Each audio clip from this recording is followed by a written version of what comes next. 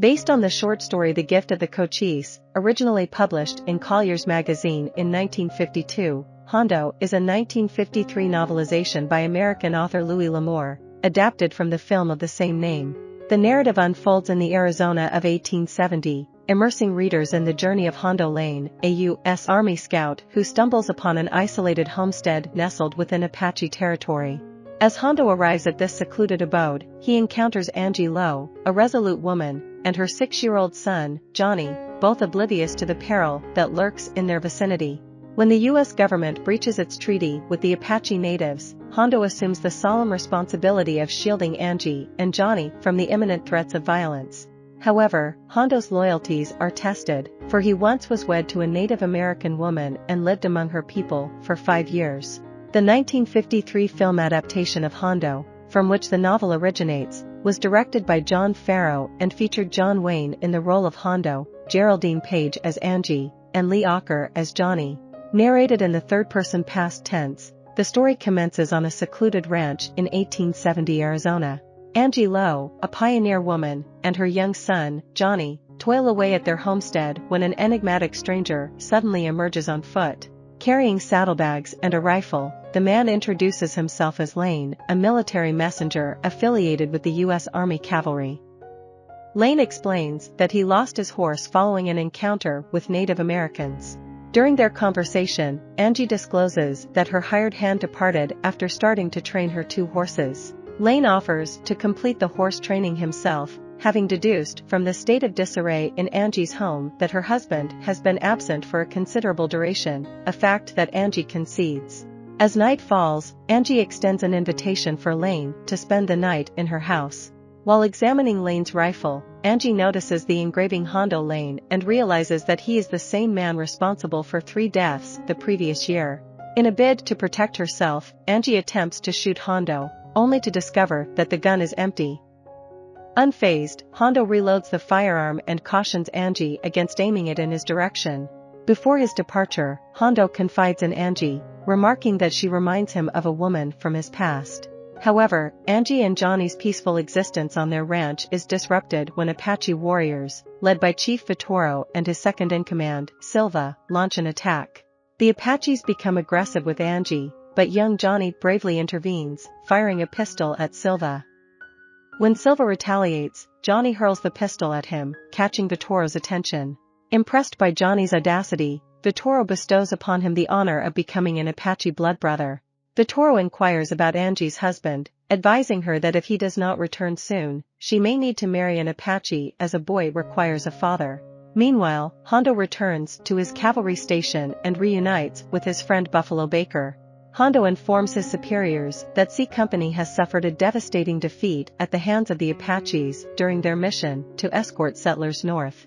Later, Hondo becomes embroiled in a violent altercation at a saloon, severely beating a man named Ed Lowe. Hondo assumes Ed Lowe to be Angie's husband. Vittoro presents potential Apache suitors for Angie to choose from, emphasizing that if her husband fails to return by the time the crop rain arrives, she must consider marrying an Apache. Overwhelmed by guilt, Hondo decides to return Angie's horse. Unbeknownst to him, Lowe and his scout track Hondo, who camps beside a river, suspecting that he is being pursued by Native Americans. Lowe and his scout reach Hondo's camp but fall into an Apache ambush. Tragically, Lowe's scout loses his life, but Hondo manages to rescue Lowe. However, Lowe, fueled by anger for the earlier beating, turns his gun on Hondo, sparking a violent struggle. Hondo is ultimately forced to kill Lowe in self-defense. Subsequently, Hondo discovers a picture of Johnny among Lowe's possessions, confirming the boy's identity. In a twist of fate, Hondo later encounters an Apache clan and is taken captive. As the Apaches torture him in their quest for information about the cavalry, Vittoro arrives at the scene and discovers the picture of Johnny. Mistaking Hondo for the boy's father, Vittoro confronts Silva, who seeks vengeance for his brother's death by stabbing Hondo in the shoulder. Hondo, undeterred, holds Silva down, presenting him with the choice to renounce the blood right or face certain death. Silva makes the choice to renounce the blood right, and Vittoro guides Hondo back to Angie's ranch.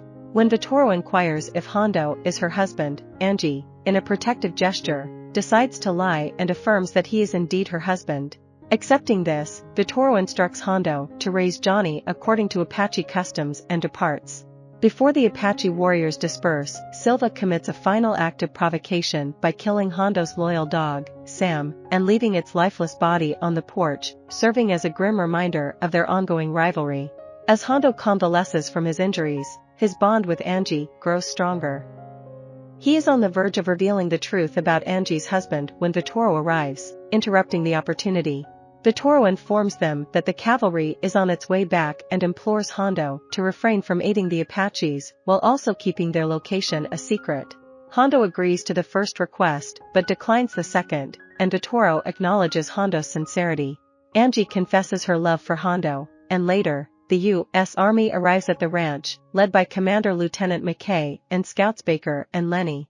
McKay insists on relocating the settlers to the nearby army post and safeguarding them against Apache attacks during the journey.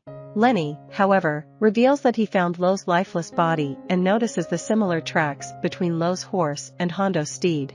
Lenny uses this information to coerce Hondo into surrendering his rifle in exchange for silence regarding Hondo's role in Lowe's death.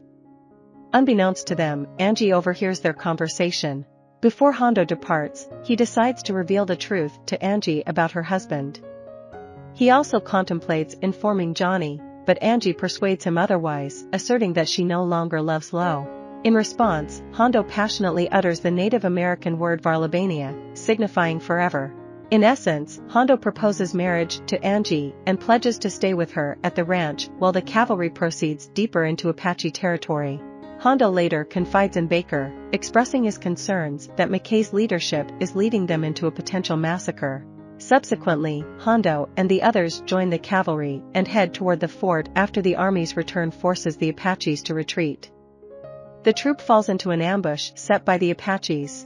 Amidst a fierce counterattack, Hondo loses his horse and finds himself ambushed by Silva.